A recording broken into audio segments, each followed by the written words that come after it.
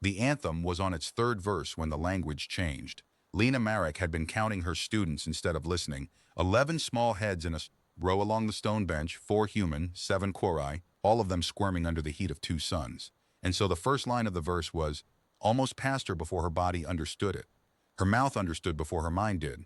Her mouth was already moving. Dormawi, Dormawi, the dark be only water. 200,000 quori stood in the bowl of banners and sang it together, crests lifted, throat sacs swelling on the long vowels, and not one of them knew what they were singing. Lena knew. She had known since before she could walk. It was the song her grandmother had sung over her crib in a kitchen that smelled of scorched cinnamon. 11 jumps in one childhood away from this world, in a language that had been dead for 700 years. Hold you small, the hull be whole, the morning be the harbor. The crowd hit the third line, and the melody did the thing. Every anthem ever written climbs at the end of its third line, every ear in any crowd on. Any world leans up, waiting for the rise, and this melody fell instead. A long, aching drop, a 6 down where the whole sky expected a lift. Her grandmother used to tap the table on that note. The tune trips on purpose, Lenka, she would say. It trips so the child leans in to catch it. 200,000 alien voices fell off that cliff in perfect unison, and Lena Marek stood in the 11th tier of the bowl of banners, with tears running down her face, singing a dead woman's lullaby, along with an entire planet. The verse ended. The anthem rolled on into its fourth movement, back into quori, all brass and certainty, something about the founder's plow and the first canal. The 11 children on the bench had stopped squirming. They were staring at her. Miss Lena, whispered Dove Okafor, 7 years old, missing a front tooth. You know the angel words. Sing the rest at home, hissed the boy beside her, a quori child named Pimmit, scandalized to his crest tips. Nobody's allowed to know the angel words. They're not words at all. That's the whole point of them. The anthem finished. The banners came down the wires in their cascading order, indigo and bone white and flame, and the bowl began the slow business of emptying 2,000 tiers of bodies into the streets of Calvé. Lena got her 11 students into their crocodile line, put Dove's hand into Pimmit's, and tried to make her face into a teacher's face again. She had nearly managed it when she saw the old quori pushing against the crowd toward her, upstream through the river of bodies, his ceremonial choir cloak still on his shoulders and his eyes fixed on her face like a man who had seen a building walk. He planted himself in front of her. He was old in the quori way, his skin gone from slate to silver, his crest folded with age, his 4-fingered hands trembling, though that, she would learn, was not age at all. He did not ask her name. He hummed 5 notes, the opening phrase of the verse, but he bent the 4th note wrong, sharpened it. A deliberate flaw inserted with the precision of a man who had sung this melody 10,000 times and could break it anywhere he chose. Lena's mouth corrected him before her manners could stop it. She sang the phrase back the way it actually went. The 4th note soft, leaning, the small grace note her grandmother used to tuck in front of it like a kiss before sleep. The old quori's crest stood straight up. He sat down. There was no chair. He simply sat down on the stone of the 11th tier amid the shuffling thousands, the way the very old and the very overwhelmed do, and put both trembling hands over the lower half of his face. 900 years, he said through his fingers. His trade was accented but immaculate. 900 years this bowl has sung the gift verse, and it has never once, not once, held a mouth that knew what it was singing. He looked up at her. Around them the crowd poured past, oblivious, festival loud. Where, he said, did a human child get the angel speech? From my grandmother, Lena said. It isn't angel speech, it's a lullaby. She sang me 4 verses of it every night for 9 years. The old man made a sound she had never heard a quori make. It took her a moment to recognize it as grief, and another to recognize it as joy, and a moment more to understand it was both at once and that he could not breathe. 4, he whispered. There are 4. His name was Hethki Var, and he had been corps master of the Calvé prefecture for 51 years, which meant that for 51 years it had been his mouth and his lungs that kept the 3rd verse of the planetary anthem alive. He walked her and her 11 students back to the Enclave school himself, moving through the festival crowds with the absent authority of a man whose cloak parted streets for him, and he waited in the schoolyard, hands folded while she handed each child to each parent and said each goodbye, and if he noticed that she got the names of all 7 quori parents right and bowed at the correct depth to each, he said nothing. He only watched her the way you watch a stove you suspect is still lit. Then he brought her to the choir house. She had passed the building 100 times in her 2 years on Telmarch, a long, low hall of honey-colored stone on the canal ring, its windows always shuttered, its doors always open, which she had eventually understood was a quori statement about what a song was. Inside, the evening rehearsal was ending. 40 singers stood in concentric rings under a ceiling of carved reeds. and the sound they were making stopped being sound somewhere in her sternum and became weather. Var waited until the hall had emptied of everyone, except a young quarry woman with ink-stained fingers and a crest-dyed apprentice blue, who he did not dismiss. "This is Yiv," he said. "She is my memory. Say nothing yet." He stood Lena in the center of the innermost ring, on a worn disc of floor polished by 9 centuries of feet, and he sang her the gift verse, alone, unaccompanied, an old man's voice in a stone room, and it was the most beautiful thing she had ever heard, and it was wrong in 11 small places, the way a face is wrong in a mirror that has loved it too long. "Now," he said, "sing me what your grandmother sang." Lena had not sung the lullaby aloud since the night Babaru died 8 months ago, 4 worlds away. In a hospice bed by a window her granddaughter had been 2 days too late to reach. She had hummed it since. She caught herself humming it while grading papers while waiting for kettles. But humming is a door you keep on the chain. Singing is opening it. She closed her eyes. She opened the door. "Dormawi, Dormawi, the dark be only water. Hold you small, the hull be whole. The morning be the harbor. Lullaby, the long way home go singing on without us. Dorma, Dorma, small one mine, the morning be the harbor." The first verse, the sleep verse, the one every child of her family had been lowered into like warm water for how long? She had never once asked how long. It had simply always been there, the way your own heartbeat has always been there. She sang it the way her grandmother sang it, the grace note before the 4th tone, the long fall on the 3rd line, the hush on the last word that was not quite a note at all, just pitched breath. The sound of someone smoothing a blanket with their voice.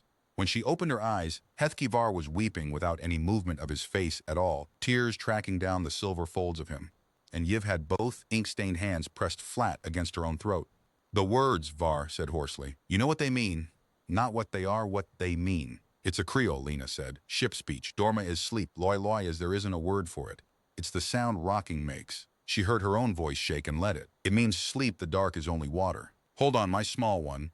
The hull is whole. The morning is the harbor we're going to." It's what you sing to a child who was born on a boat that cannot stop, so the child won't be afraid of the dark outside the wall. My grandmother sang it. Her grandmother sang it to her. It's a lullaby, Core Master. Your planet's anthem has a human lullaby in the middle of it, and I don't understand how. And it has sisters, Var said. 3 more verses.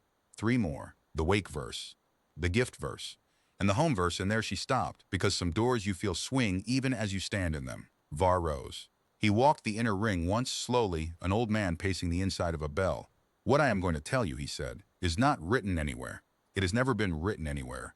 That is not neglect. A song kept in mouths cannot be seized, cannot be edited, cannot be burned." The first Core Master taught that to her apprentice, and she to hers, 51 mouths in a line ending presently in mine. Yiv will be 52. He stopped in front of Lena. 900 years ago, in the 4th year of the Founder, a thing crossed our sky. Not a visitation. Not a god sign, though it became one in the keeping. A vessel. Vast, slow, old, and dying. It had crossed the dark between stars without any of the doors your people and mine now use. It had been crossing for longer than our recorded dynasties. It asked, in mathematics first, then in pictures, then in a child's halting version of our own tongue, which it had learned in 4 days from our broadcast chatter, for water ice. Our orbital reach in that age was nothing. Ballistic, desperate. Founder emptied 2 seasons of treasury lifting ice to a thing she could not see except as a new wrong star. "Do you know what it offered in payment?" "A song," Lisa said. The room tilted very gently and stayed tilted, and she understood it was never going to tilt back. It said, and this is kept exactly mouth to mouth in the original order of the words, it said, "We are rich in one thing only." It said, "This is the song our children sleep to." And it has kept 4,000 souls sane in the dark for 300 years, and where we are going, we cannot bring you, but the song can stay. It taught the verse to the Founder's own daughter over an open channel, corrected her until each sound sat true. 11 nights of correction. The keeping says, and on some nights other smaller voices could be heard behind the teaching voice, and the keeping says they were the children of the vessel. Listening to a stranger learn their blanket song. Var's voice had gone down to the floor of itself. Then it spent 4 months rounding our outer gas giant for its sling, and sang to us, to the whole planet on the open band every night, songs of which no other trace survives, and went on into the dark. The Founder decreed the verse into the anthem in her own lifetime. 3rd position, the position of the guest. And because the language meant nothing to any living mouth, the people decided meaning for it, as people will. Angel speech, the syllables of heaven. 900 years, Lena Merrick of the Enclave School. The empire that built that vessel does not exist. The nation that launched it does not exist. The language it spoke exists in exactly one place I know of in this universe. He pointed one trembling. four-fingered hand at her sternum, there so no. You are not a curiosity, you are an heir. And you have arrived in the last year your inheritance exists. The tilt of the room found its purpose. The purity decree, Lena said slowly. The enclave had heard of it the way you hear of weather on another continent. Quarai cultural politics, a ministry matter, nothing with a human handle on it. They're amending the anthem. They are correcting it. Var's voice put a blade's edge on the word. The office of the anthem has determined after 900 years that a verse of meaningless sound is an embarrassment to a modern people. That foreign nonsense, their phrase, foreign nonsense, the first honest words the office has produced in a generation, since at least they finally admit it is foreign, has no place in the mouth of the state. At the accession centennial, 36 days from now, the Bowl of Banners will sing the new third verse. Composed words, approved words. Words that mean, we are strong, we are old, we are one. The provost of the anthem has written them himself. He turned away from her to the shuttered window, beyond which the canal ran dark. I have fought it for 6 years. I have lost. An old corps master's tears are not an argument, they tell me. The verse is noise, they tell me. No one alive can even say what it means, they tell me. He turned back, and his crest came up off his skull degree by degree, an old banner, finding its wire. And then this morning, in the 11th tier, in the middle of 200,000 voices, he said, I heard a human schoolteacher sing the noise with the grace note my own teacher's teacher could not source and weep at the words while she sang them. You asked how your grandmother's lullaby came to be inside my planet's anthem. Child, I am 9/10 certain I am going to die without learning a fraction of what I now need to know. But I can tell you the shape of the answer. The vessel did not stop singing when it left us. We were not the gift's last harbor. We were one bead on a string. He looked at Yiv. And some lifetime of instruction passed between them in a heartbeat. It came up the lantern road, the old slow corridor, the route from before the doors. The shoal had the song before we did. We have always known the shoal had it before we did. Their bead sits one, inward from ours. How many beads sit outward, away from your earth, along the line that vessel was flying? He shook his head slowly. I am the keeper of one verse, and until this morning I believed one verse might be all that was left in the universe. Now a schoolteacher stands in my choir house carrying 4. So you tell me, heir, what else is still alive out there on the road, and what does it remember? The choir house was silent. Somewhere out on the canal, festival fireworks were ending, the deep ones, the ones you feel in the floor. Sing me the second verse, Hethkivar said, the wake verse. Let an old keeper hear one verse of the gift that is not his. One time before the office takes the only one that is. So she stood on the disc of floor that 900 years had polished. In the house of a song her grandmother had given her with no more ceremony than a good night, and she sang the wake verse. Levelo, levelo. The count be all the morning, count the lights and count your stars, the wake be ours to borrow. And the falling note fell, and the old man leaned into it the way her grandmother had always promised a listener would, and outside, unnoticed by any of them, a festival lens drifting above the canal ring caught 40 seconds of a human voice doing an impossible thing and began, in the patient way of machines, to share it. By the time Lena crossed the canal bridge to the enclave the next morning, 11 million quarai had watched her sing. She found out from the baker on Threadneedle Stair, who put her usual roll into her hand and then held onto the bag with both thumbs and said, very quietly, it is words then with an expression she had no map for. Not anger, not awe, something underneath both. The look of someone who has just been told the picture on their wall has been a window all along. She found out again from the 2 Quarai constables standing outside the school gate with the studied boredom of officials who have been ordered to be present and given nothing to do. She found out a third time from the headmaster of the enclave school, a kind, tired man named Odia, who taught mathematics and feared paperwork above death, who met her at the staff door with his hands full of message flimsies and said, Lena, the office of the anthem has requested your attendance at the prefecture house at midday. Requested, with 4 constables attached to the request. He lowered his voice. What did you do at the festival? I knew the words to a song, Lena said. 11 million views says you did considerably more than know them. The clip had no title when Yiv had first sent it to her at dawn, attached to a message that said only, with apprentice bluntness, it is loose. Var says, say nothing you cannot sing. By mid-morning, the clip had a title in Quarai that translated, more or less, to the angel words are a human song, and the commentary had split along a fault line that ran straight through 900 years of certainty. Half the planet seemed to feel its anthem had been profaned. The other half seemed to feel it had finally been introduced. The prefecture house occupied the high end of Calvet like a statement of intent, all flame-colored stone and water stairs, and the office of the anthem occupied its 3rd terrace, and the provost of the anthem occupied a corner chamber, where the light came through reed screens and bars the color of tea. Provost Daru Vale was younger than Var and older than the stone, a tall quarry gone gray at the crest edges, with the beautiful voice of a man who had risen through ceremony the way others rise through war. He did not rise when she was shown in. He let the silence do its work on her first, a tactic that might have succeeded on someone who had not spent 4 years teaching 7-year-olds, against whom silence has no power whatsoever. "Miss Merrick," he said carefully, correctly, which she noted. "You have had an eventful festival, please. This is a conversation, not a tribunal, whatever the constable's posture suggested. We find ourselves managing a delicate moment, you and I." "I'm not managing anything," Lena said, sitting. "I sang along with your anthem. 11 million people seem to have opinions about it." "You translated the anthem." The word came out of him with surgical neutrality. "Specifically, you translated the one portion of it that 9 centuries of tradition hold to be untranslatable. The verse of heaven's speech, the sound beyond meaning. Do you understand what you took from this world in 40 seconds, Miss Merrick? 11 million of my people have now been informed that the holiest sound they know is a foreign nursery rhyme." "A lullaby," Lena said. "It's not the same thing. A nursery rhyme is for counting games. A lullaby is a promise you make to a child when the dark is bigger than both of you. If your people had known the meaning all along, they'd have built the holiness around it, not against it. The meaning was always better than the mystery." Something moved behind the provost's eyes, a recalculation, the sliding of a counter from one column to another. "You are eloquent," he said. "That surprises no one who has seen the clip. You sing like a keeper. So permit me equal eloquence. The accession centennial occurs in 35 days. On that day, in the Bowl of Banners, this world will sing its anthem before delegations from 40 polities, and it cannot, stand before them and admit that for 900 years its sacred center was, unbeknownst to itself, the property of someone else. Peoples do not survive on facts, Miss Merrick. You are a teacher, you know this better than I. They survive on the stories they can bear to tell about themselves. The purity decree gives this world a story it can bear. That we honored a beautiful mystery for 9 centuries and have now, in maturity, composed our own words at last. Your clip offers a different story, that we were a way station on someone else's road, singing someone else's love to someone else's children, and never knew it. Tell me honestly which story a people can stand up inside." And the terrible thing, Lena thought, was that he believed it. This was not a cynic. This was a man guarding what he understood to be a load-bearing wall. "The second one," she said. The provost blinked. "The second story is better," she said. "I've taught it for 4 years, Provost, not your anthem, the same shape of thing.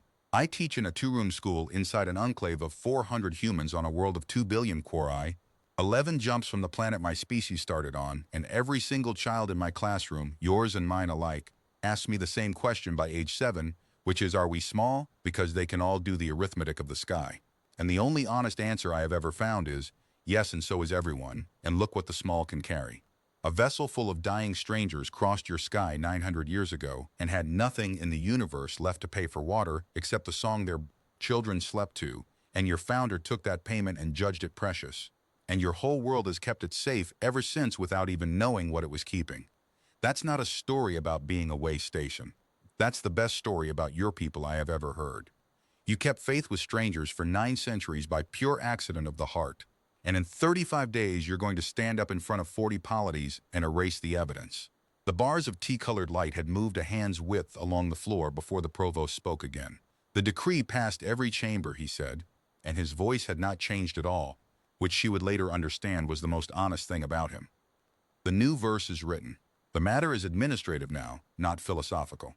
I called you here to offer you the dignified path, a statement in your own words. That your resemblance claim is a charming folk coincidence. Melodies recur, Miss Merrick. 5 notes is not a paternity, and the office in turn sees no reason your contract, your residence permit, or your school should attract any further administrative attention. You will find we can be generous to guests who understand the house they are. Guests in." There it was, laid on the table with the manners of a tea service, the song or the school. "And if I won't? Then you are a foreign national making destabilizing cultural claims in a decree year." He spread his 4-fingered hands, a gesture of vast, regretful machinery. "And processes exist." Lena stood up. "Some decisions arrive after long struggle." This one had apparently been waiting in her bones since the 11th tier, already grown, needing only to be acknowledged. "My grandmother had a saying," she said. "When the song trips, lean in. I used to think it was just about the falling note." "Thank you for the conversation, Provost. I can find the stairs." She was at the door when he said, behind her, in the dry tone of a man who collected facts the way the river collects everything eventually, The clip shows you singing one verse, Miss Merrick. The keeping rumor that reached this office by midnight says you carry four. A pause, perfectly measured. Processes exist for songs as well. She taught the afternoon. It was, she would think later, the strangest afternoon of teaching in her life, and also the most ordinary, which was its own lesson about how the world actually moves. Outside, 11 million people were arguing about her voice, and inside room 2, 11 children needed fractions in the water cycle, and a referee for the eternal dispute over whose turn the good abacus was. At the close bell, she did not send them home. She sat on her desk, which she only did for the important things, and the room went alert. "You all saw the clip," she said. 11 heads nodded, even Dove, whose family screen time rules approached martial law. "Then you should hear it from me and not from the street." Yes, the angel verse is in my family's language. It's called Spindle Can't, and nobody speaks it anymore, and it isn't magic. It's what happened when a few thousand people lived their whole lives inside one ship for 300 years, and their words wore smooth like river stones. The verse is a piece of a lullaby. Grown-ups are going to argue a lot in the next month about what that means. Some of them will say it makes the anthem less special. She picked up the chalk, turned to the board, and wrote in big plain letters the 4 words of Can't she had decided last night, lying awake, that she was no longer willing to be the last living person to know how to spell. Here's what I think. Special isn't a thing songs are. Special is a thing keeping does. Your planet kept a stranger's lullaby safe for 900 years. Today, this classroom is going to learn what it was keeping. It took the constables at the gate 2 hours to notice that the sound coming from room 2 was 22 lungs strong, and by then 6 Korai parents were standing in the schoolyard listening. And one of them, Pimet's mother, a dock crane operator with forearms like cable, was singing the fall of the 3rd line with her eyes closed and tears on her face, because she had sung that fall at every festival of her entire life and had waited 40 years, without knowing she was waiting, to be told what it was for. Var came at dusk when the yard had emptied. He stood in the classroom doorway looking at 4 words of a dead language on a school board and at the human woman cleaning chalk from her hands, and his crest was at an angle Yiv, behind him, would later describe as the angle of a keeper who has just located his successor and discovered she had been teaching all along. "The provost summoned you," he said, "and you are still here, so you refused him. And you are cleaning chalk dust at sunset, so you refused him in a manner that closed the door. Good. Then there is no longer a reason for delay, and at my age delay is the only extravagance left, so forgive me for skipping the courtesies. Sit down, school teacher. I have a commission to put to you, and you should hear it sitting." She sat. Yiv slipped in behind him and stood by the window where the last light was, and Lena noticed she had a traveling sash on, the kind canal families wore for long crossings. "In 35 days the office sings its new verse," Var said. "I cannot stop that with an old man's tears. The chambers are decided. The provost has his decree in his composed words, and against an administrative fact, sentiment is wind. But I have spent 51 years learning the one law that outranks administration, and it is this. A decree can replace a song that one world keeps. It cannot replace a song that many worlds keep, not without declaring war on every one of them, and there is no ministry of anything, anywhere, with the stomach for that. The office can call our verse noise while our verse is an orphan. Let them try to call it noise when its family stands in the bowl." He leaned forward, both trembling hands on his cane, and the trembling she saw now truly was not age. It had never been age. It was a half-century of held discipline shaking at the prospect of release.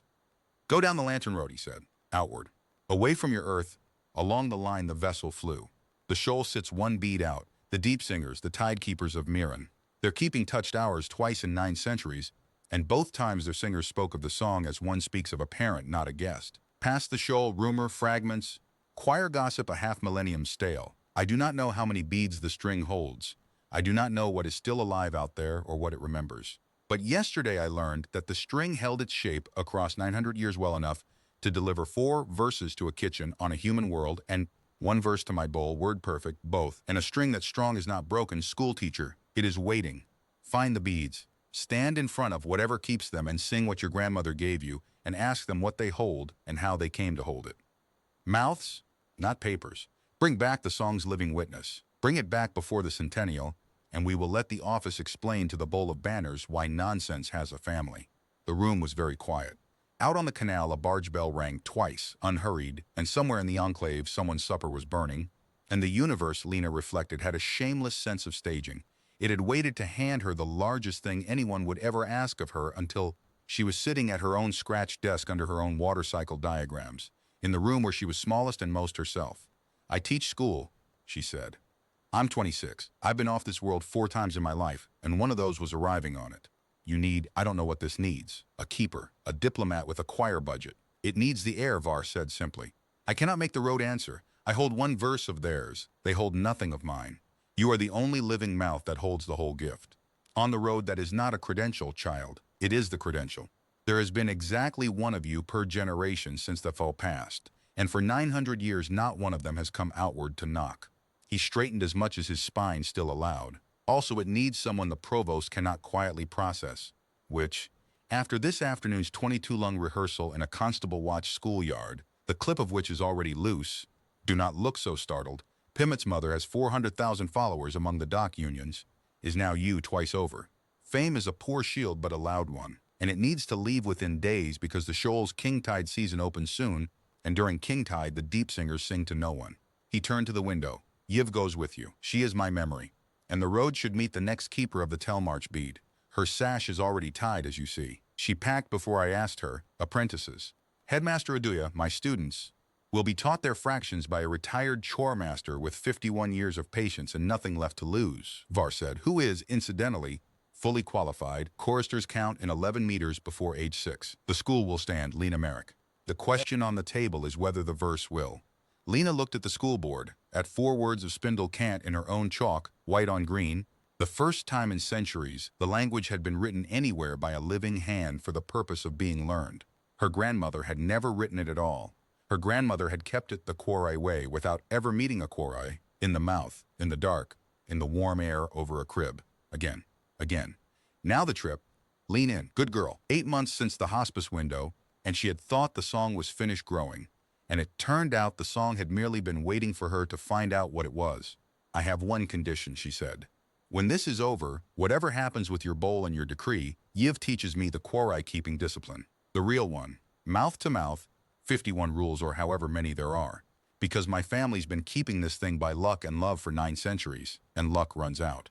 It nearly ran out with me. I almost didn't pick up enough before. The sentence closed itself. Var's crest dipped, acknowledgement without intrusion. Nothing this old should depend on one kitchen at a time. I want the discipline and I want it certified for human mouths. And the first class will be 11 children in this room. That's my price, Corps Master. For the first time since the 11th tier, Hethki Var smiled, slow and silver, an expression with 51 years of dawn rehearsals folded into it. The office has no idea at all, he said to Yiv, what we have found. They left Telmark on the 3rd morning on a tide trader called the Brine Lantern that ran the old slow loop to Mirren's Shoal with holds full of reed sugar and ceramic crewed by Quorai Canal families who had heard the clip. Everyone in the system had heard the clip and who consequently refused with great dignity and total finality to accept a single credit of fare. The Brine Lantern's grandmother captain put Lena and Yiv in the bow cabin, the good one, the one with the viewport, and on the 2nd night of the crossing she knocked, embarrassed as a girl, and asked whether the human keeper might sing the sleep verse over her newest grandchild, who was teething and would not settle, and so the first human voice ever to cross her threshold sang Spindle Cant over a Quorai infant in a swinging net cradle, while 3 generations of bargefolk crowded the passage outside, and the falling note fell, and the baby leaned into it and slept. Mirren's Shoal had no land worth the word.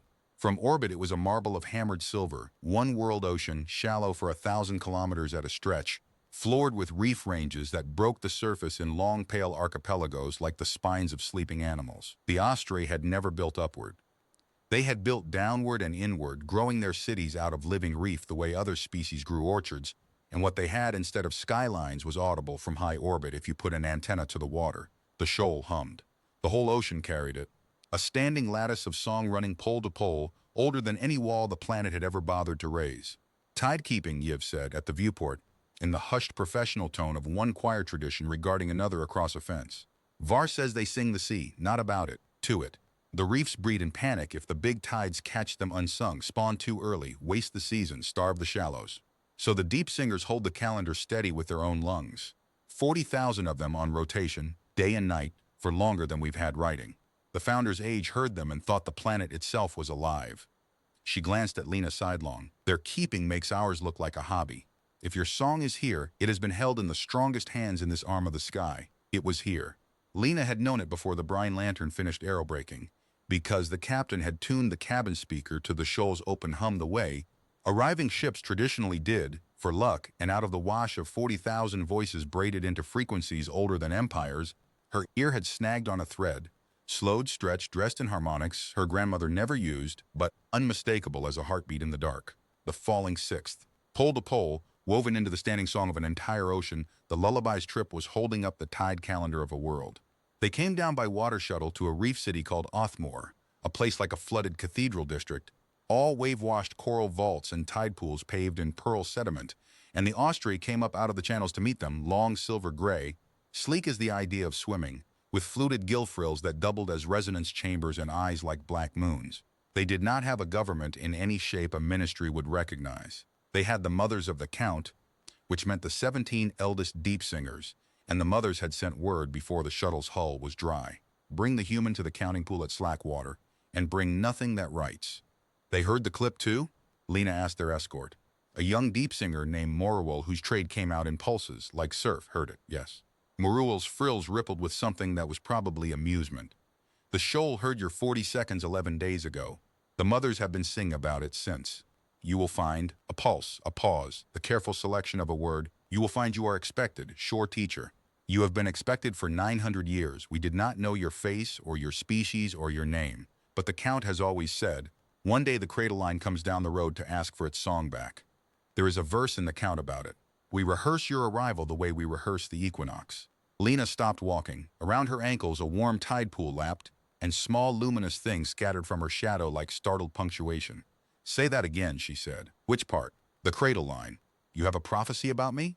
Not prophecy. Muriel's frills folded, very serious. Schedule. Prophecy is hoping. The Count does not hope. The Count counts. The singers who paid told the mothers of that age, the line that made this song is not ended, and lines remember, and one day what is owed will swim back up it. The mothers put it in the Count. When the Count says a tide will come, the tide comes. Yours was simply a very long tide. The black moon eyes turned on her, and for a moment, the young singer's playfulness fell away entirely, and what looked out was the patience of an ocean that had been holding a door open for 30 generations. Come. Slackwater does not wait, and the mothers are very old, and you have no idea. Forgive me, short teacher, but truly you have no idea how long this world has wanted to meet you. The counting pool lay at the heart of Othmore like the pupil of an eye, a perfectly circular basin of black volcanic glass 100 meters across, walled by tiers of reef where 4,000 osprey now floated in silence, frills spread, watching. The 17 mothers of the Count lay in the shallows of the inner rim, ancient beyond Moruel's kind of age, their silver gone to white, their bodies mapped with the raised scar lattices of singers who had spent 2 centuries each holding back the panic of the sea. Slack water came. The world hum dropped away octave by octave until, for the only 6 minutes in the month it ever did so, the ocean of Mirren's shoal went quiet. And the silence was the loudest thing Lena had ever stood inside. The eldest mother spoke trade the way glaciers move. Cradle line, she said. Sing the first verse. We will know. No preamble, no diplomacy, no demand for credentials, or rather this was the demand for credentials. The only kind this world had ever honored. Yiv had gone absolutely still beside her, an apprentice in the presence of the oldest keeping she would ever see. Lena stepped to the rim of the black pool. 4,000 frills tilted toward her like a field turning to the sun. She sang the sleep verse into the slack water silence, and the pool did something the slow glass had been shaped over 9 centuries to do. It took her one small human voice and opened it, rolled it out across the tiers, gave it the size of weather. Dormawi, Dormawi, the dark be only water. She heard her grandmother's grace note go out over 4,000 listeners and felt the whole reef city lean in after the fall. The silence afterward lasted 3 full breaths. Then the eldest mother made a sound, and the sound was the second line of the verse, sung back in cant in a voice like the floor of the sea. The same words, the same fall, the same hush at the end that was breath-shaped into a blanket. Word perfect, 900 years deep. The vowels have drifted on your shore, the mother said. On ours nothing drifts, we are the shoal. We held your song where songs do not erode, cradle line, and we have waited a very long time to be checked. Her frills spread wide, white and trembling, and around the counting pool 4,000 deep singers spread theirs in answering display, tier upon tier of silver opening like a sudden season. Examine us. What Lena learned at the counting pool, she learned the shoal's way, sung, demonstrated, walked and swam through, never once written. It took 3 days, and they were the strangest and fullest 3 days of her life. She learned what the shoal kept and how.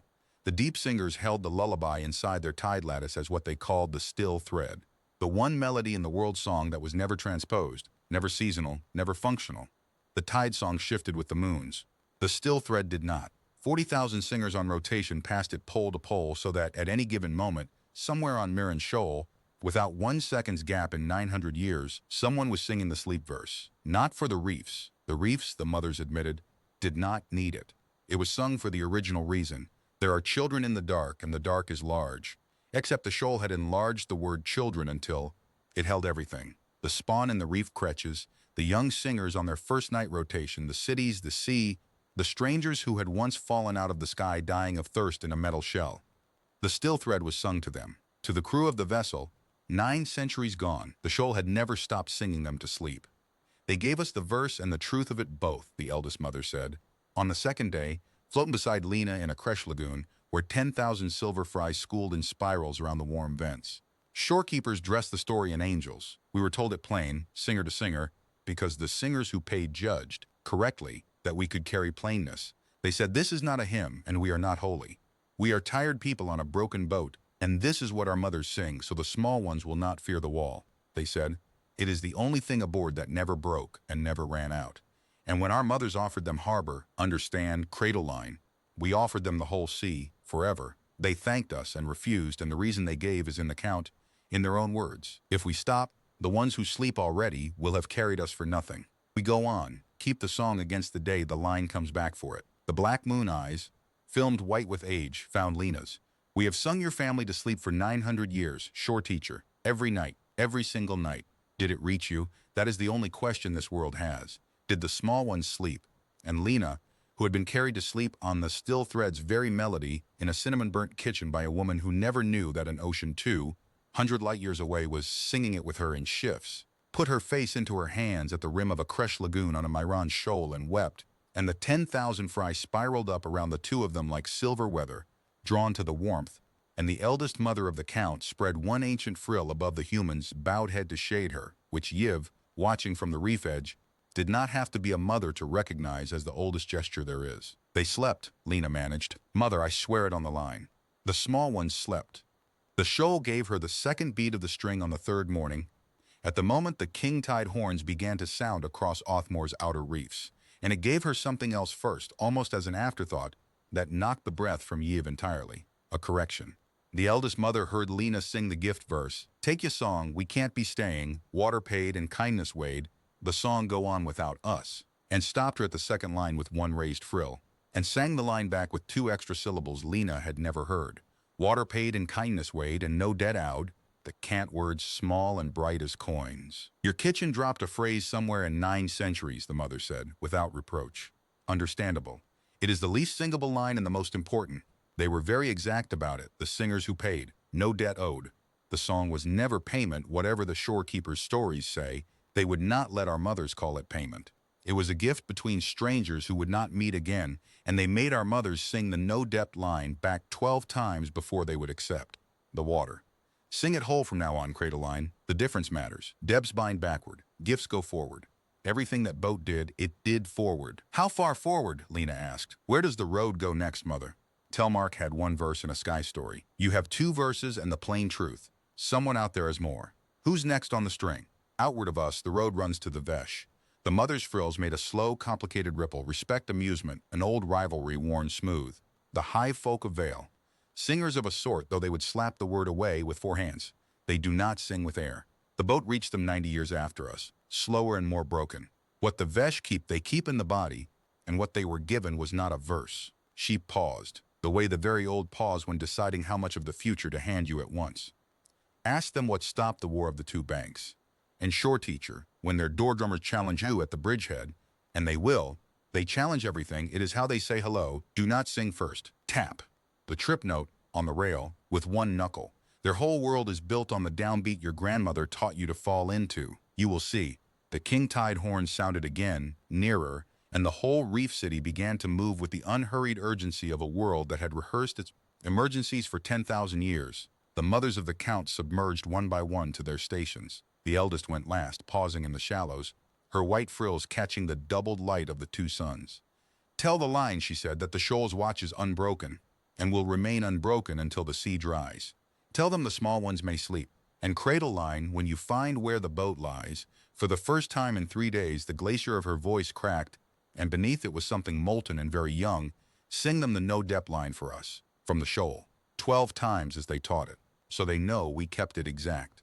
The ocean closed over her like a held note resolving, and from pole to pole as the king tide came on, the still thread ran through the rising song of 40,000 voices, unbroken.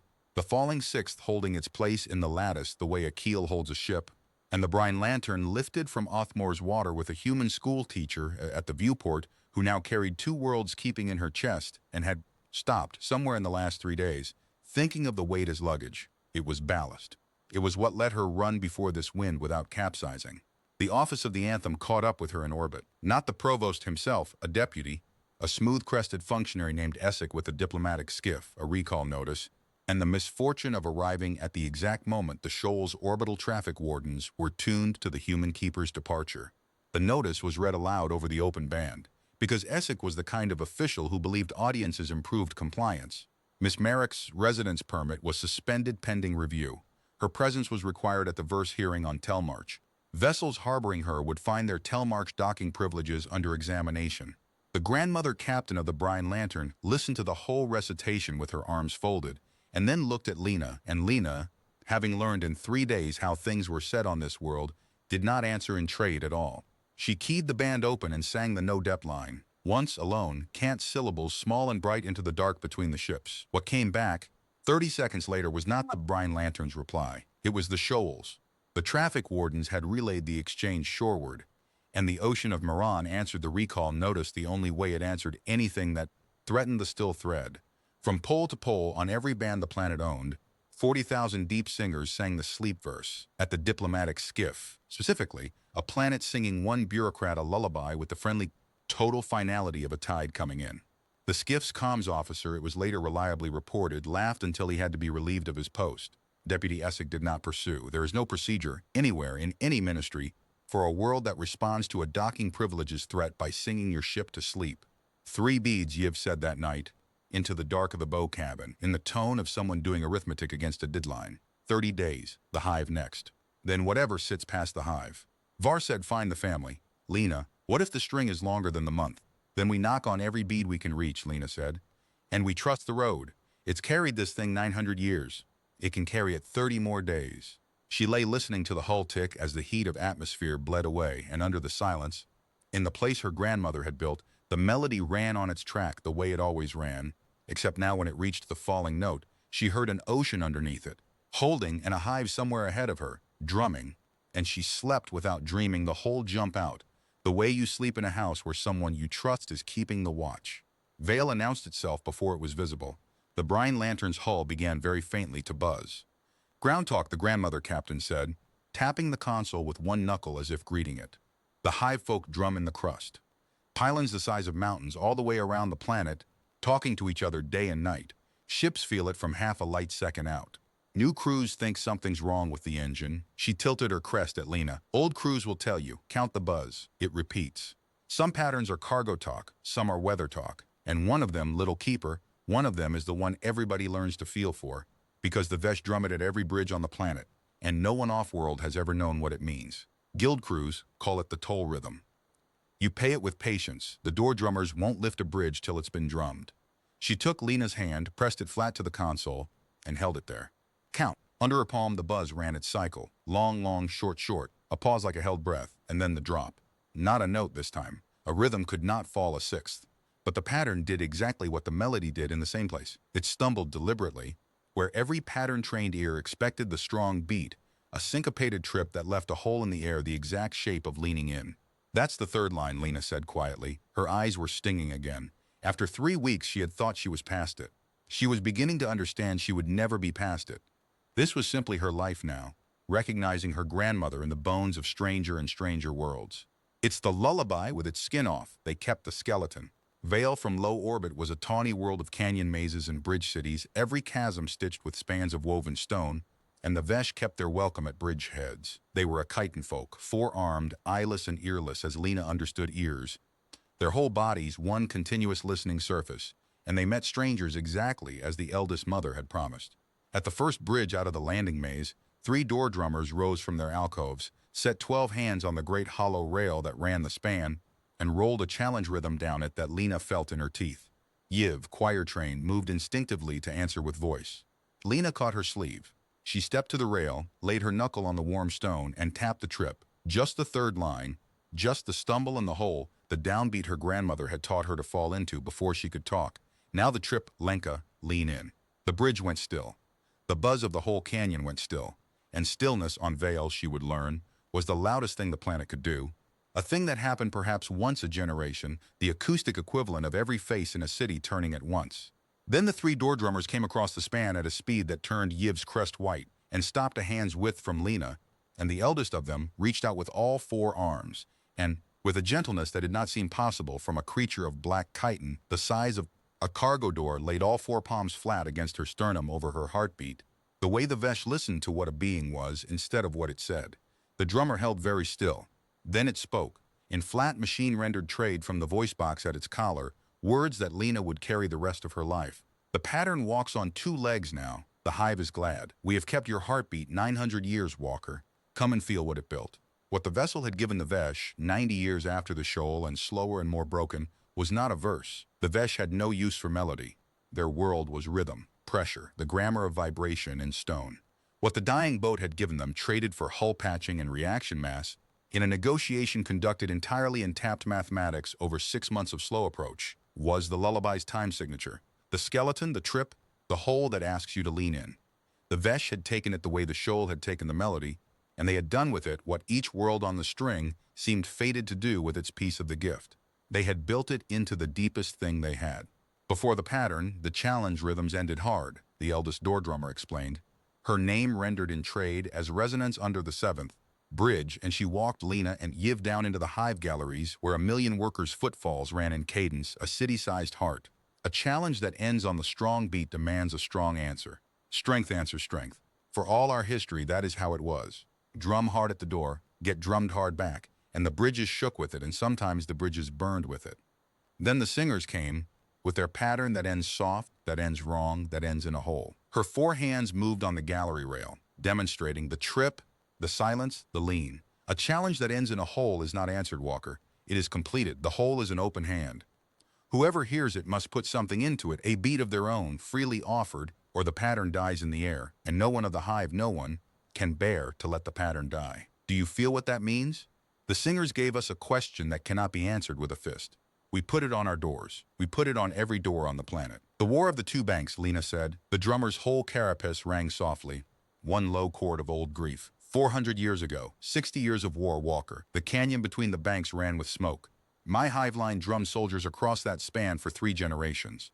Until a juvenile, a child, Walker, a worker child of the ninth bridge, too young to know that some patterns are for doors and not for armies, stood up on the wreckage of the span at dawn with the two banks drawn up on either rim and tapped the singer's pattern into the broken rail. The trip, the hole. All 4 of her hands went flat and still on the gallery floor. And 2 armies stood in the dawn wind with that hole hanging in the air between them, and not one drummer on either rim. 60 years of war, Walker.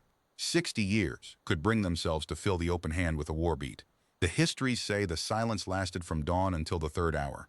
Then, the war drummer of the far bank, who had burned the ninth bridge himself in his youth, crossed the wreckage alone, and knelt by the child, and filled the hole with the doorbeat of his own birth hive. Which means, in the deep grammar, I am at your door, and I am asking to come in. The banks sued for peace before nightfall. The treaty was never written, Walker. It is drummed. It has been drummed continuously at the ninth bridge for 400 years, day and night, by relays of volunteers.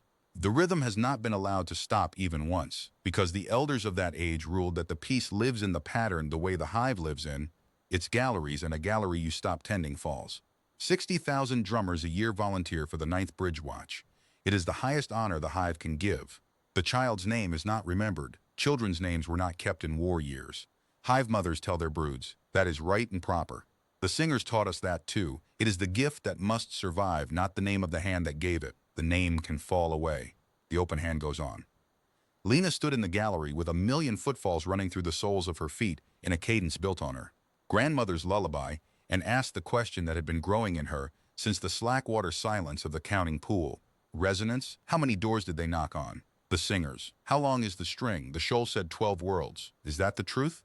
12 that answered, the drummer said. 14 that were knocked upon. The hive keeps the full count. Pattern history is our writing, and we wrote everything the singers tapped to us, and they tapped us their whole road, every world, every refusal, every gift, in mathematics over 6 months. It is drummed once a year at the Festival of the Open Hand, and it takes from sunset to sunrise. You will hear it tonight, Walker. The festival was moved when the hive felt your skiff make orbit. Do not eat a heavy meal first. It was, as far as Lena could tell, the first joke a Vesh had ever made at her, and the gallery's buzz warmed with what could only be a city-sized chuckle. But the shape of it, you should have now, standing up, from my own hands, 14 knocks. 2 worlds did not open, one fired on the boat, and the singers did not fire back, they simply went on, slower, leaking. One could not hear it all, and the singers left the pattern drumming on a beacon in its sky anyway, on the chance it would learn to listen someday. 12 opened. Telmarch was the 3rd knock. The shoal was the 2nd. We were the 4th. Past us the road runs out through 8 more. Herd worlds, garden worlds, a machine folk in a burning nebula, others to the place where the boat stopped. Because it did stop, Walker. The road has an end. Lena's heart did something complicated, a fall and a leap in the same beat. Beside her, Yiv had stopped breathing. Stop where? At the last hearing world, the boat was 300 years past its builder's design and dying in every system at once. Its people were few by then, and old, and the youngest of them, the drummer's hands stilled completely, the youngest of them they gave away, Walker, at the 12th world. The boat set down its children, every soul under 15 years, with keepers from among the grown, into the hands of the 12th world, to be ferried inward, generations later, when the doors opened and your kind came spilling outward and the children's children could fold quietly back into the human river with nothing of the boat left to them but a song, Lena said. The gallery swam. Yiv's hand closed on her arm and held her up, and the drummer's 4 palms came back to her sternum, steadying, listening to the storm under the bone. Now you feel it, Resonance said very gently, for a creature of black chitin. We wondered, when your clip came down the road, whether the walker knew what she was. The hive concluded you did not. The hive concluded the boat would have wanted it so. They were exact about that. In the tapped history, let the small ones grow unhaunted. Let the song carry what the names cannot. You are not the heir of people who heard the singers, Walker. You are the heir of the singers. The kitchen your grandmother sang in stands at the end of a chain of kitchens that begins in a nursery on that boat. The road you have been following inward out, your family already walked outward in, asleep, in the hold of a stranger's mercy 900 years ago. The flat machine voice paused, all 4 hands pressed infinitesimally closer, and the boat itself, Walker, after the giving. It did not scuttle and it did not scatter. The crew that remained, the old by their own choice, everyone, turned the bow away from every inhabited sky so that no world would ever feel obliged to spend its treasure on a rescue, and they went on, tapping the pattern to us on the relay as long as the power held. The last transmission the hive received is drummed at the end of the festival, every year in the hour before dawn. It is 4 beats long. It is the trip, Walker. The 3rd line, the open hand, they knocked on the dark itself, going out. That is who carried you down to that kitchen. That night, on a Bridge City terrace under 3 small moons, Lena heard the Festival of the Open Hand drum the whole road from sunset to sunrise, 14 knocks, 12 doors. The war that a child's tapped lullaby had ended, the 2 refusals rendered without rancor, and at the end, in the hour before dawn, the whole hive, every gallery, every span, every pylon to the planet's far side, went silent for 4 beats, while the eldest drummers of the 9th Bridge tapped the last transmission into the listening crust, long, long, short, short, and the whole. And 200,000 Vesh on the terraces around her, none of whom had ever seen a human before that week, leaned into the hole altogether, the way the boat had taught their great-great-grandmothers to lean, and into that planet-wide listening silence, with Yve's hand in hers and her grandmother's grace note steady in her throat. Lena Merrick stood up on the terrace rail, where everybody on the bridge could feel her, and filled the open hand with the 4th verse, the home verse, the one the boat had never given anyone. When you can't remember home, small one, hush now, never fear, the song remember for you, the song already there. She sang it in cant, alone, one human voice over a canyon on the 4th world of the string, paying her family's oldest debt into a 400-year-old silence, and felt, through the soles of her feet, through the rail, through the bones of the planet, 1,000,000 Vesh take the pattern of it into the crust talk even as she sang, the new gift running outward through the pylons at the speed of stone, bridge to bridge to bridge, around the curve of the world and up into the relays, outward, down the road, exactly the way it had come. Now it cannot be lost. Resonance under the 7th bridge said when the sun was up and Lena's voice was wrecked and the hive's buzz had changed forever, the fourth verse already woven into the toll rhythm of every door on Vale. Whatever happens on your Telmarch, Walker, whatever any office decrees, do you understand what you did at dawn? 4 worlds now hold what one kitchen held. The string does not get weaker as it gets longer. It is the only kind of string that does not. The great eyeless head tilted, reading her exhaustion through the terrace stone. Sleep on the way to the machine folk. The lampright's sky is on fire and their manners are strange even to us. And there is a thing happening at their beat of the string this very season that the hive does not like the feel of at all. The road will need you rested, and Vale drums fast couriers. A pause, the collar voice box crackled with what the hive used for tenderness. It has been 900 years since this planet got to drum someone of the boat to sleep. The watches are already fighting over the honor. Go lie down, Walker, and let them work. The Vesh courier was fast, but the road was not a straight line, and 2 beads past Vale it needed a fuel mass stop at a world called Cello. A herd world, 6 knock on the string, all grass to every horizon under a single fat amber sun, and so Lena Merrick got one unscheduled night on a planet she had never heard of, and the road, which by now she had stopped believing did anything by accident, spent it teaching her one more thing.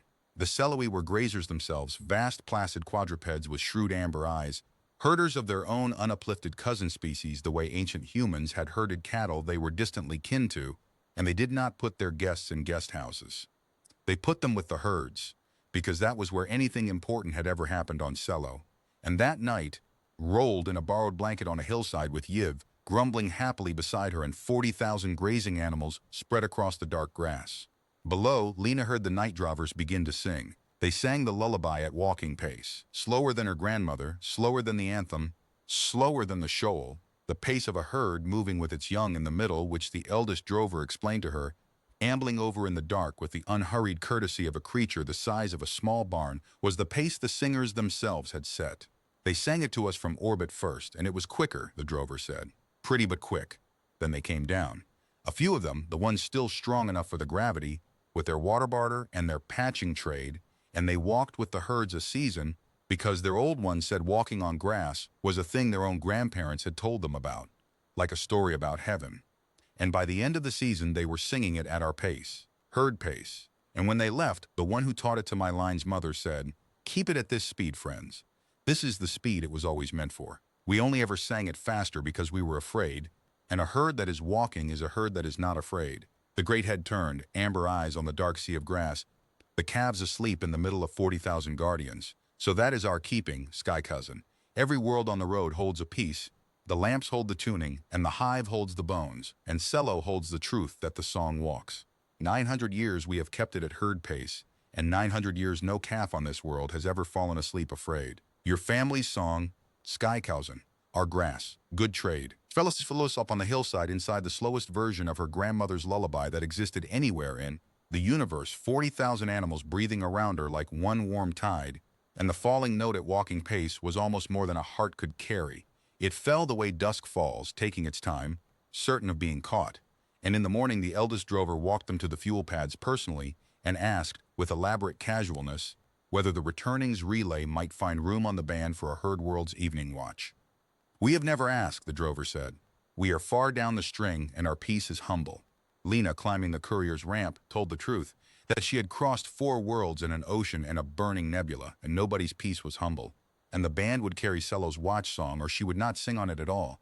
The drover's slow amber blink, Yiv said later, was the Cello-y equivalent of bursting into tears. The Quen Reach was a nebula being eaten by its own young stars. 4 light years of burning silk, gold and rose and arterial red, shot through with shock fronts and drift reefs of half-born planets, and no sane shipping line would have gone within a parsec of it, except that the Reach sat squarely across the Lantern Road, and going around it added a year, and going through it had been, for 7 centuries, perfectly safe. Because the Reach was lit. They heard it before they understood it, the way Lena now heard everything on this road. The Vesh courier dropped out of its jump at the nebula's threshold marker, and the comms board lit with the navigation band, and the navigation band was singing. Not metaphorically.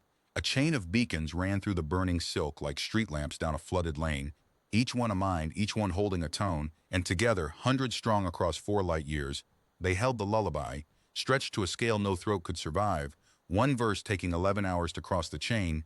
The melody passed beacon to beacon so that a ship riding the safe channel traveled inside the song, the way a child travels inside a voice.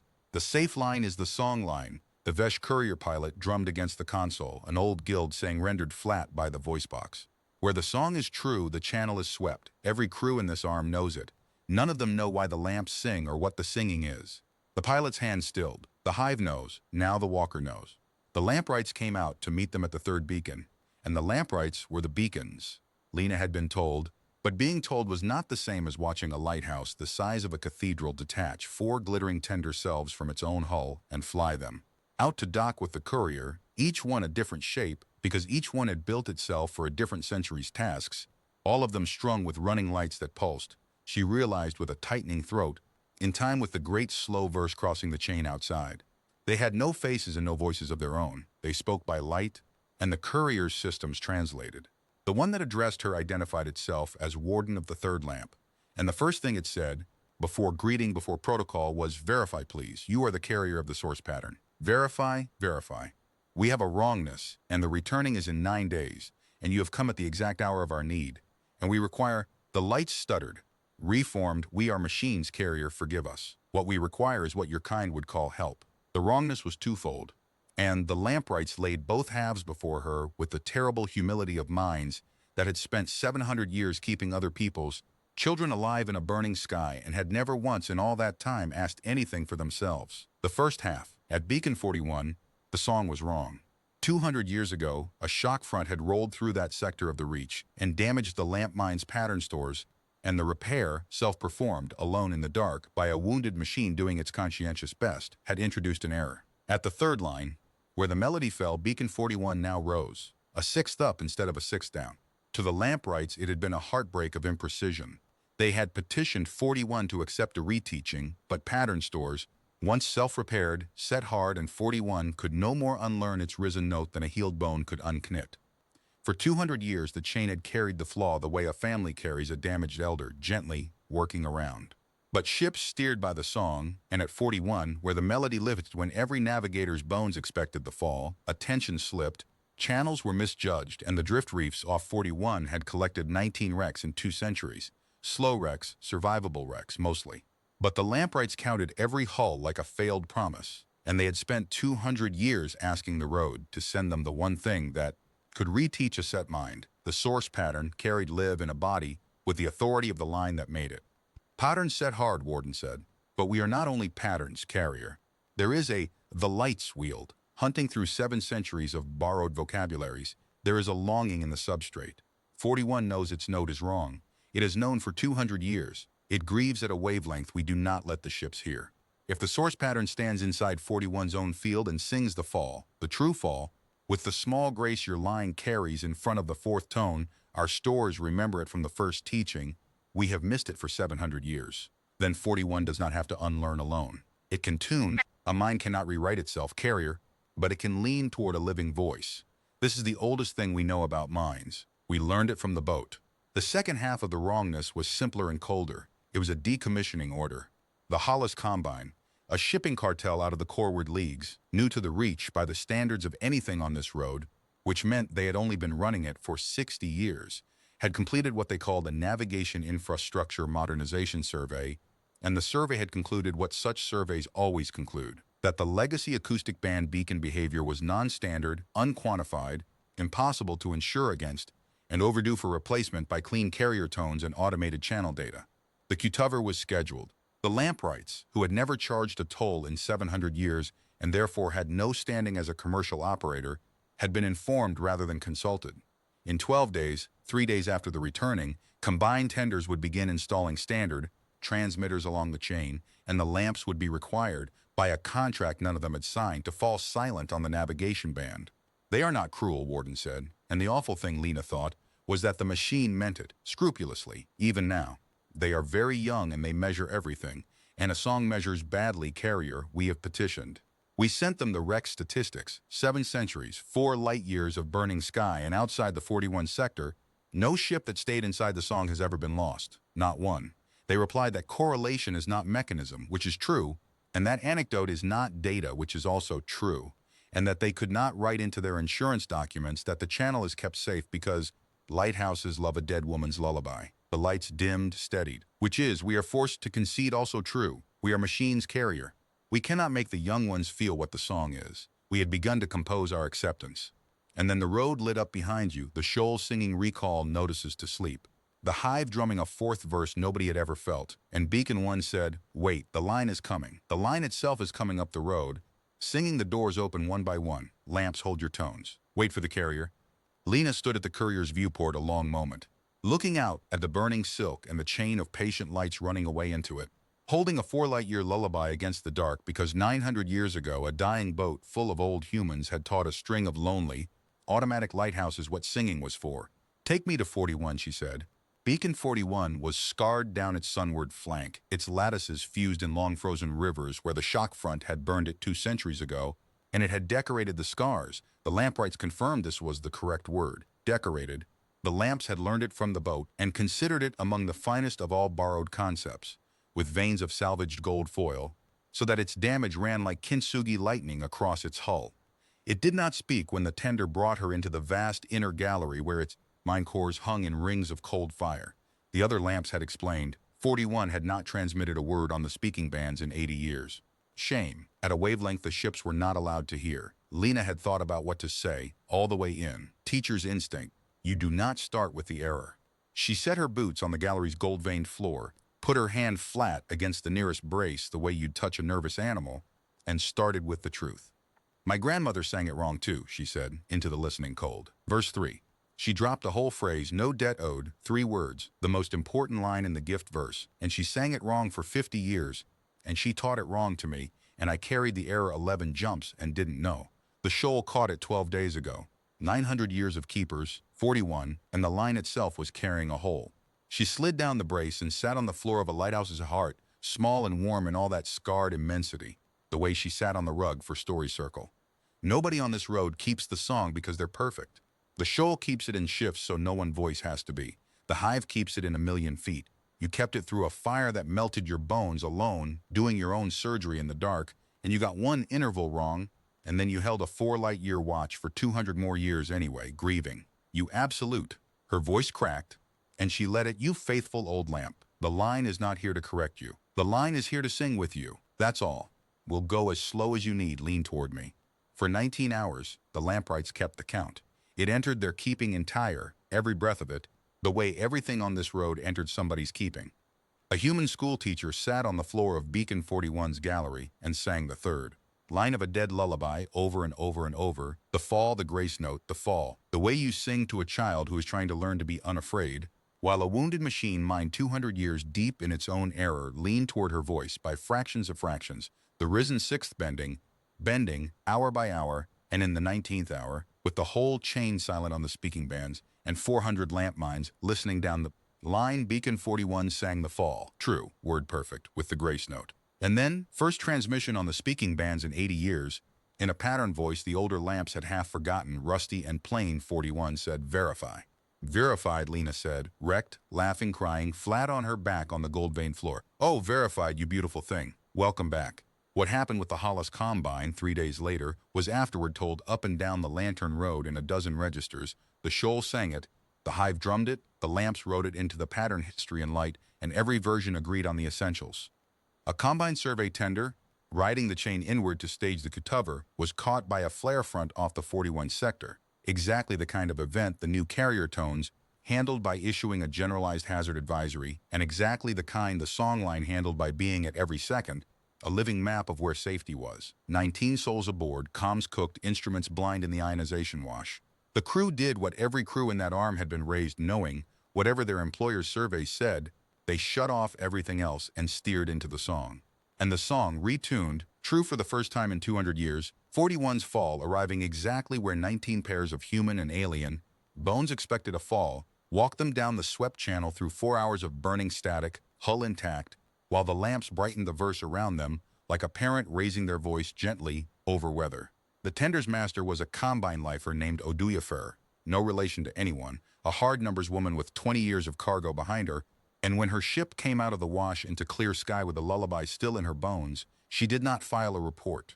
She opened a channel to the entire reach traffic grid, all bands, and said, "This is the master of survey tender Hollis 4040. The song just brought 19 of us out of a flare front the advisory said to ride out blind. I have been told my company is scheduled to switch it off on 4th day. I want it on the public record that they will be switching it off over my professional objection, my formal grievance, and my dead body, in that order.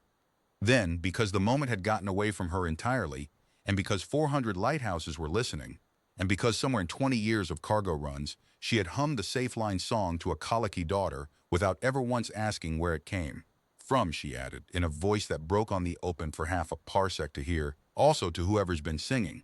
2 decades I've flown this reach. Thank you. Nobody ever said thank you. Within a day, 41 ships' masters had co-signed the grievance. Within 2, the dock workers' lodges at both ends of the reach, who loaded combined freight and could, with regret, stop, had appended their fraternal concern. The Hollis Combine, which was young and measured everything, measured this, and found that the legacy acoustic band beacon behavior had acquired, overnight, a quantifiable commercial value and suspended the cutover pending further study, which everyone on the road understood to be the sound a very large organization makes instead of a door drum when it has heard the open hand and decided not to put a fist in it. The lamps gave Lena the rest of the road's news the night before she left, gathered in their tender selves around the courier like fireflies around a stone, and the news had teeth. From Telmarch, relayed beacon to beacon.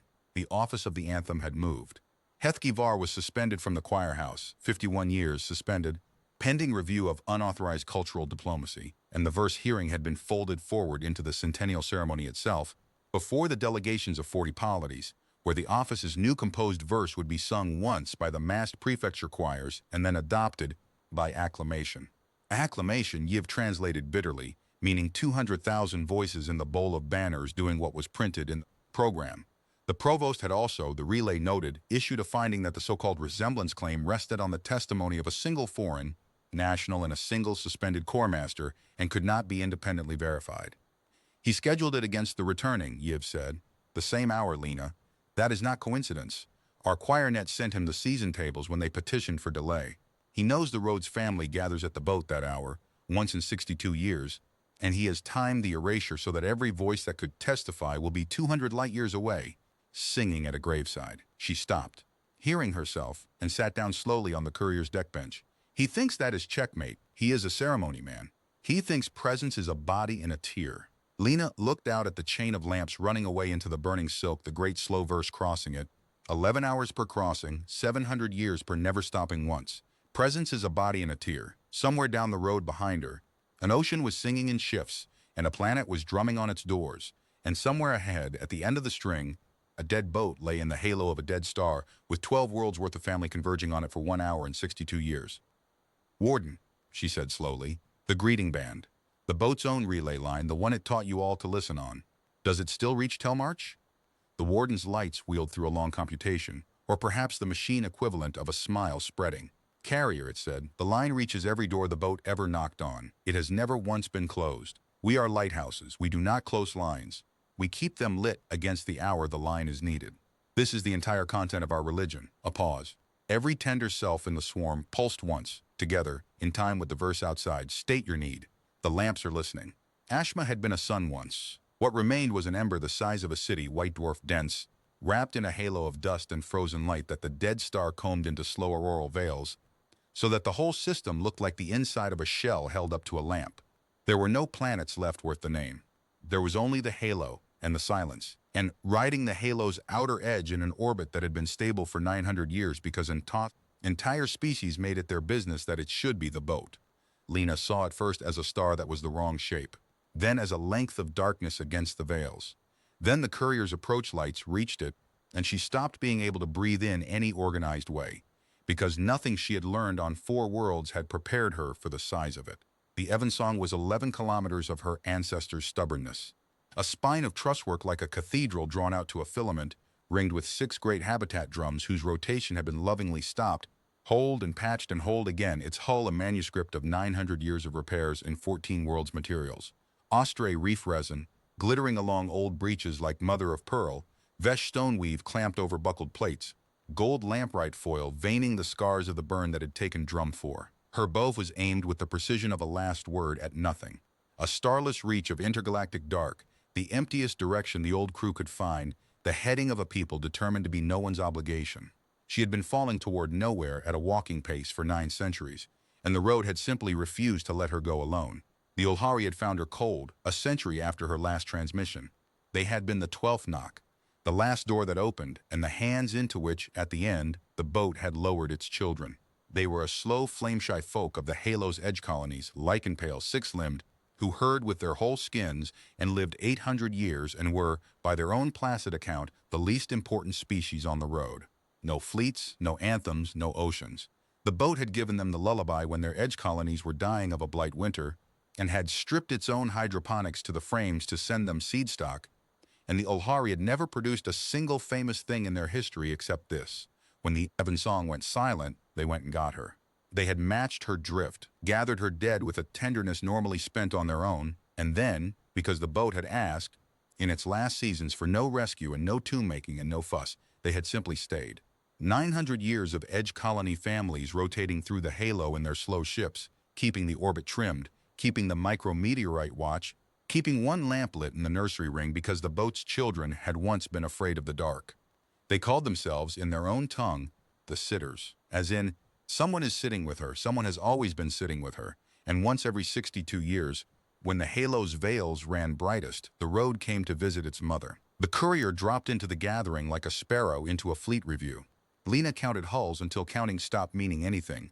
Reef-grown osprey, arcs sheathed in living pearl, Vesh stoneweave couriers by the dozen, herd-world grass ships from beads she had not reached, trailing kilometer-long banners of woven pasture, garden-world seed ships flowering down their sunward flanks, 3 lamplight tender swarms in formation, having crossed their own burning nebula to be here, and threading between them all the modest gray slow ships of the sitters, shepherding everyone into the old courtesy lanes. 12 worlds, hundreds of vessels.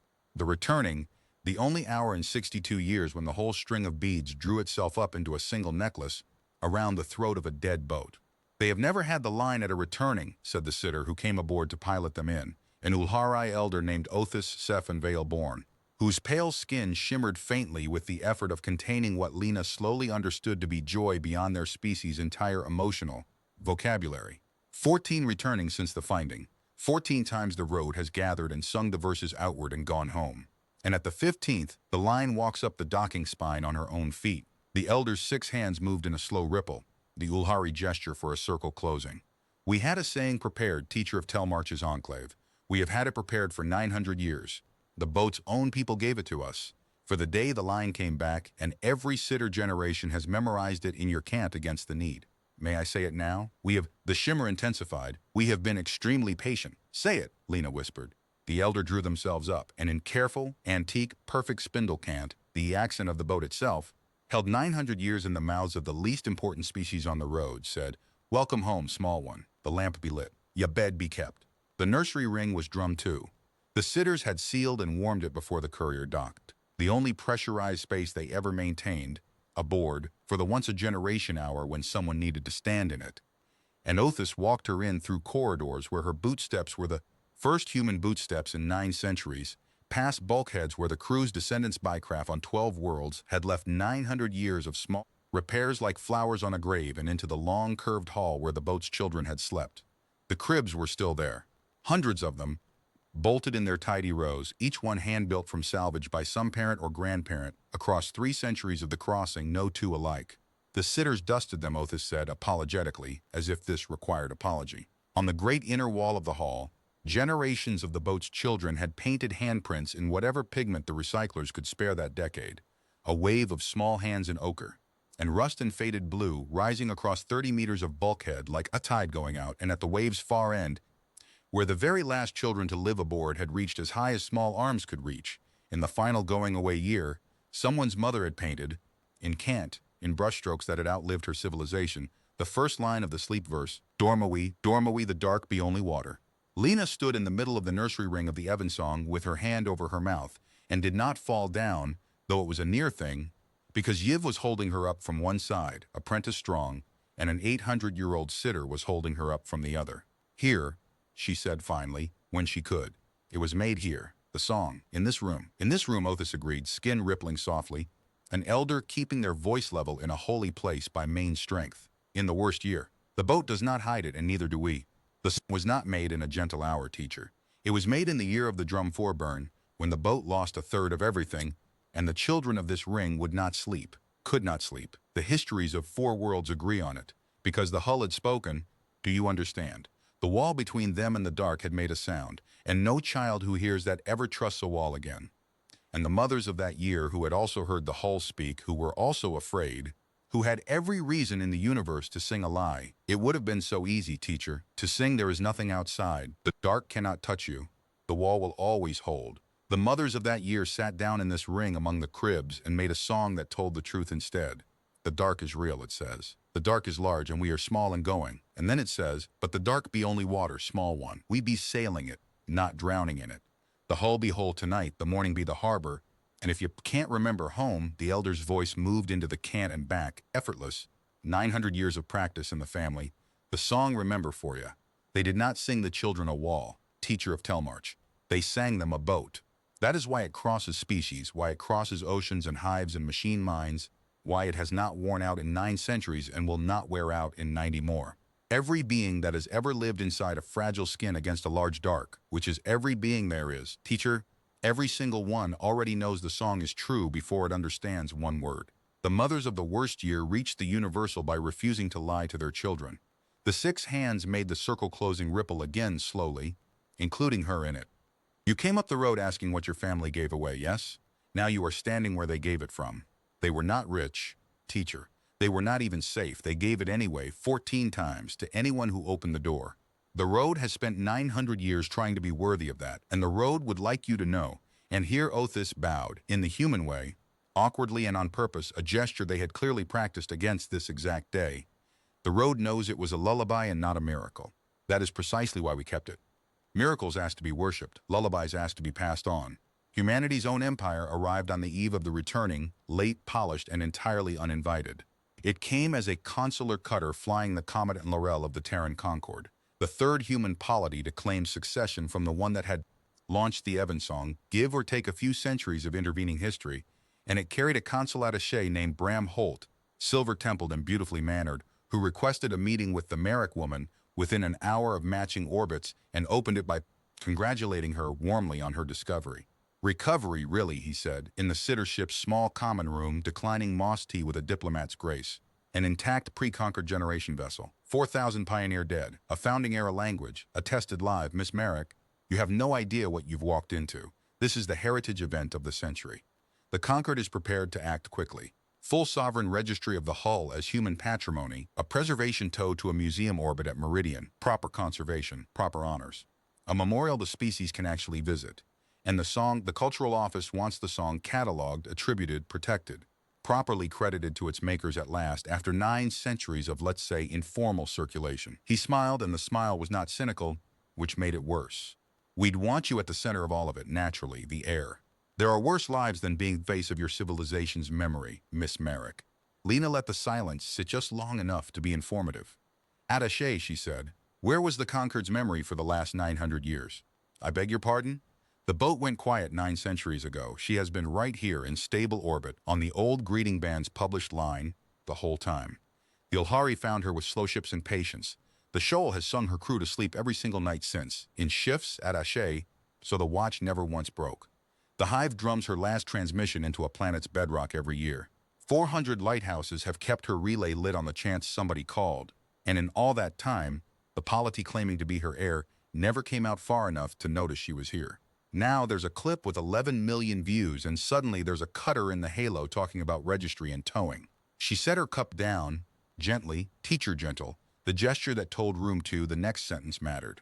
The crew's own word, attaché, taught to 12 worlds, sung back 12 times a year for 9 centuries, no debt owed.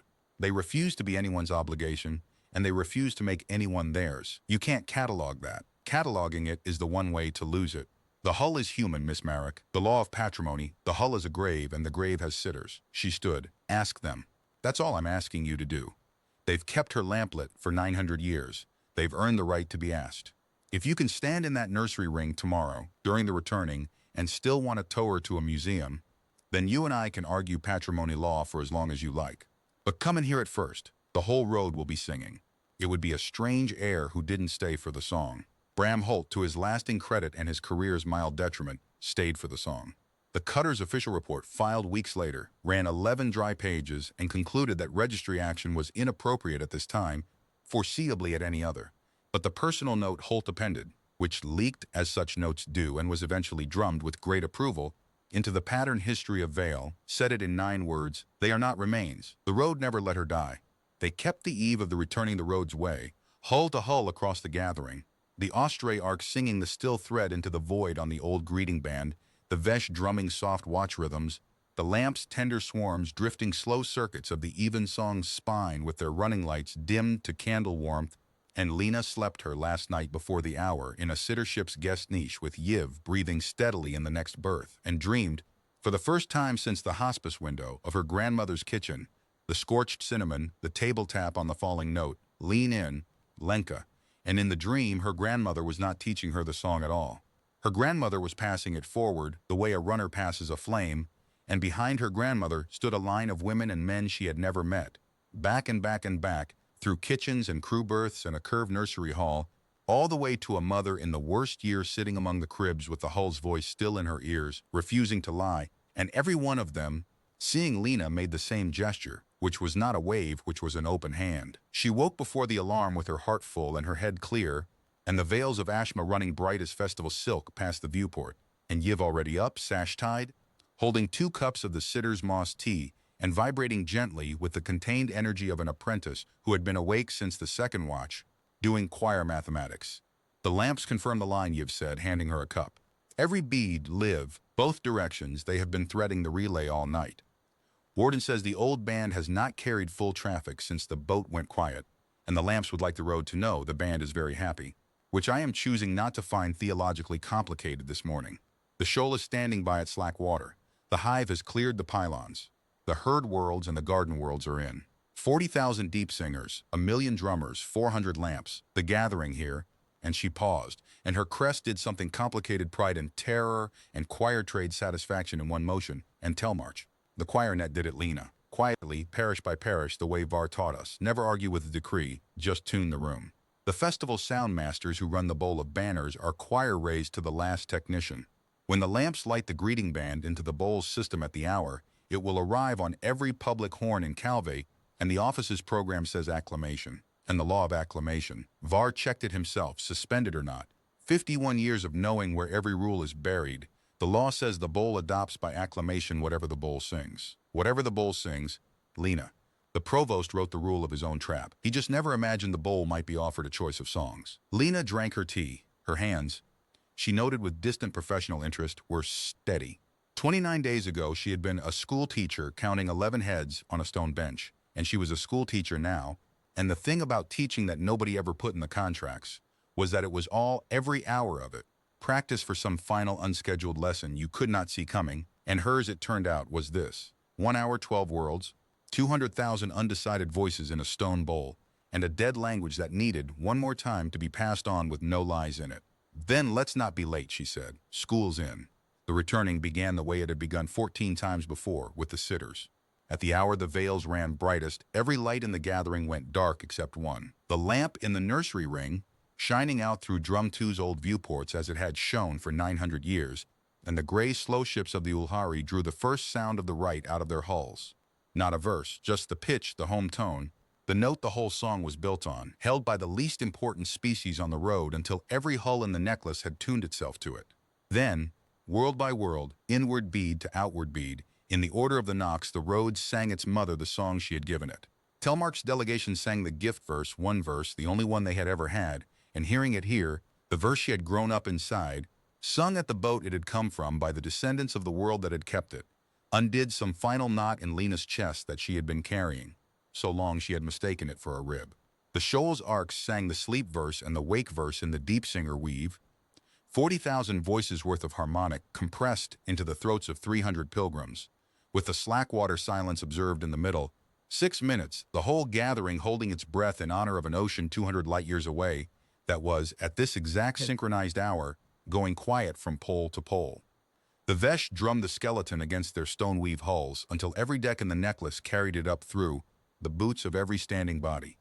The herd worlds sang their facet, which turned out to be the tempo.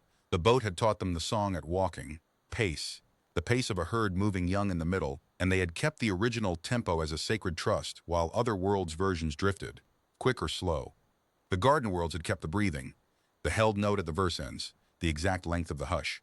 The lamps had kept the intervals true to the hundredth of a tone, minus one famous fall, now mended. Piece by piece, facet by facet, the returning assembled in the dark over the Evensong, the thing no single world had held for 900 years. The whole song, every verse, every silence, at true tempo, in true tune, with the trip in its proper place, and Lena Merrick stood at the nursery ring's viewport with her hand flat on 900-year-old glass, and understood, finally and completely, what the road had been all this time. Not 12 keepings, one keeping, distributed.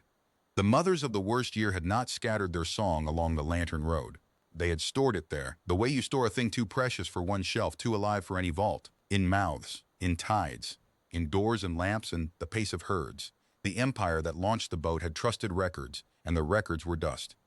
The boat had trusted strangers, and the strangers had not dropped one note. Then the right reached its final movement, the one that had ended 14 returnings. The gathering sang the third line together, the fall, the open hand, and let the silence after it stand unfilled in honor of the voices that were not there to fill it. Except that this time, the 15th time, the silence did not stand unfilled. This time, by the leave of the road and the law of the line, a human voice came onto the old greeting band from inside the nursery ring itself, from the room where the song was born, beside the wall of small painted hands, and filled the open hand with the whole lullaby. She sang it the way her grandmother sang it, because that was the version she had. That was the point of her. She was not the best voice on the band, not within 10,000, and it did not matter at all.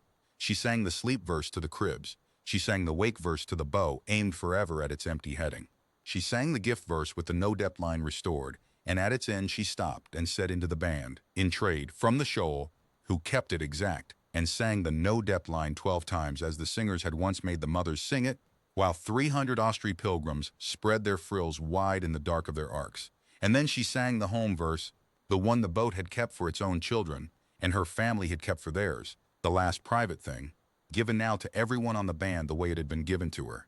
Free, forward, with the lamp lit and the bed kept. When you can't remember home, small one, hush now, never fear, the song remember for you, the song already there.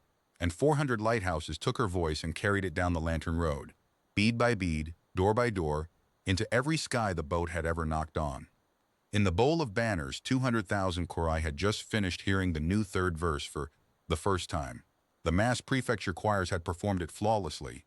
Provost Daru Vale had written competent, stately, well-made words. Even Var, standing suspended and cloakless in the public tiers like any citizen, would concede the craft, and the ceremony had arrived at the moment printed. In the program in gold, adoption by acclamation, the bowl sings the verse anew. The Q banners rose. The delegations of 40 polities stood politely. 200,000 people drew breath to sing, by instruction, the words that meant we are strong, we are old, we are one. And every public horn in the bowl of banners, tuned parish, by sound technicians who had been choir raised to the last apprentice and had found upon review no regulation anywhere forbidding the festival system from carrying live diplomatic traffic on the old greeting band during a moment of public ceremony, opened, gently at full civic volume, with the voice of a young human schoolteacher singing the angel verse from nursery 900 years deep in the dark, with 12 worlds humming under her like a sea. The bowl knew the melody. The bowl had always known the melody. It was the third verse of everyone in that stone ellipse's entire life. What the bowl had never had was the choice now hanging in the air between the printed program and the open band. And into that choice, before the office's conductors could signal anything at all, stepped a suspended corpsmaster in the public tiers, 51 years of training in exactly one skill, bringing a room in on the downbeat. Hethki Var lifted his old arms in the cue every chorai had followed since childhood, and sang the gift verse. Pimit's mother came in on the second word, 400,000 Doc Union followers worth of carrying power in one crane driver's lungs. The enclave came in, 400 humans who had been taught the words by 11 children who had been taught by their teacher. The canal parishes came in, the festival choirs came in, the south tiers came in like a tide taking a seawall, and by the third line, by the fall, by the trip that 200,000 throats leaned into, together with the human voice on the band falling with them, 900 years and 200 light years apart, and not 1/100th of a tone adrift. The bowl of banners was singing one song, and it was not the one printed in gold. The law of acclamation says the bowl adopts what the bowl sings. The delegations of 40 polities stood and watched a planet choose its anthem in real time, and the journalists of 40 polities transmitted the moment to their 40 skies. and in the office's pavilion Profesdaru Vale stood very still for the length of one entire verse. A ceremony man listening to a ceremony decide against him with the whole instrument of his life. And then did the only thing in his long career that anyone would remember with warmth. He was seen, recorded from 11 angles, broadcast to 40 polities to close the gold-printed program in his hands, set it down on his chair, and sing the third line with everyone else. He never explained it. Pressed by his own office afterward, he said only, with the dryness of a man updating a single column in a very old account. The verse was adopted by acclamation as scheduled. The program merely misprinted the verse. But Var, who stood across the bowl from him in that hour and knew the exact angle of a crest in surrender, said ever after that he had watched the provost hear the meaning for the first time. The dark be only water, sung by 200,000 of his own people who finally knew what they were promising their children, and that no being raised on ceremony, however armored, can stand inside 200,000 voices keeping faith and call it noise. The amendment dissolved that afternoon, withdrawn by its own author. The finding of unverifiability was quietly rescinded. There is no procedure for declaring a verse foreign nonsense when 40 polities have just watched 12 worlds sing it back to its source. Hethki Var was reinstated by sundown and refused the apology of the review board with great cheerfulness on the grounds that suspension had given him his first free festival in 51 years, and he had spent it singing in the public tears like a boy, which he recommended to the board unreservedly. And on the old greeting band, in the silence after the bowl's last note rolled out through the relay to the nursery ring where it had all begun. The silence Lena would keep in her chest for the rest of her life. The lamps carried one more transmission down the road. It came from the sitter's eldest, standing beside her at the viewport, 6 hands making the circle-closing ripple over the wall of painted hands. And Othis Sephan Vale born, 800 years old, speaking for the boat as the sitters had earned the right to do across 9 centuries of keeping the lamp lit, said into the band in the cant to every world at once.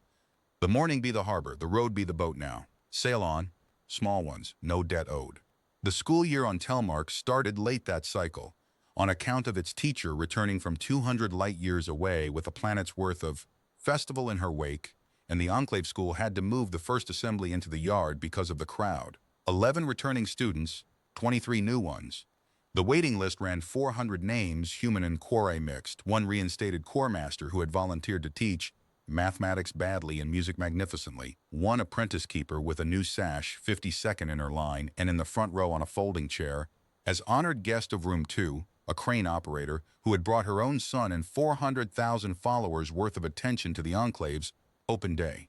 There was a new course on the slate, the first of its kind anywhere, spindle cant, living language, taught mouth-to-mouth under the Quore keeping discipline, certified for human and Quore voices alike by the choir house of Calvé, and audited by relay at the request of parties the accreditation paperwork had struggled to categorize, by an ocean, a hive, and 400 lighthouses. Enrollment, first morning, 34 children, 34 mouths. Her grandmother had kept the whole language alive in one. Lena stood at her scratched desk under the water cycle diagrams while the yard noise washed in through the windows, and chalked 4 words onto the board, the same 4 words as before, white on green, and turned to face the rows of small faces, human and crested, gap-toothed and gray-skinned, all of it, the whole bright, unkillable future of a dead language looking back at her. Before we begin, she said, I'm going to tell you what you're actually learning. Not a language. Languages die, this one did. You're learning what my grandmother taught me in a kitchen, which is what her grandmother taught her, which is what a mother on a broken boat taught the whole sky. That the things empires build don't last, and the things love builds do, as long as somebody keeps passing them forward. That's the entire lesson. Everything else is vocabulary. She tapped the board, once, on the falling note the way a grandmother taps a table. Now, everybody breathe in. We'll start where my family always starts, and when the tune trips, you'll know what to do. 34 children breathed in. Dormawi sang the air of the Evan song, and the whole room, leaning in, fell with her.